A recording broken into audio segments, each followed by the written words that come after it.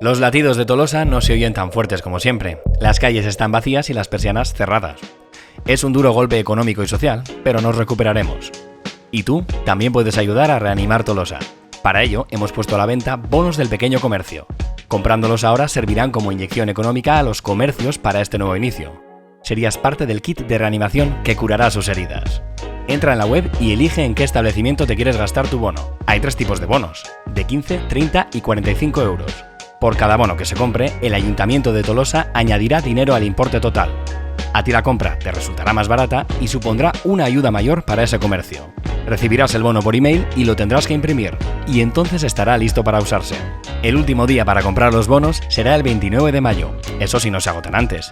Importante, para distribuir las ayudas a todos los comercios, solo podrás comprar un bono por establecimiento y un máximo de 4 para diferentes comercios. Con tu ayuda, todo será más fácil.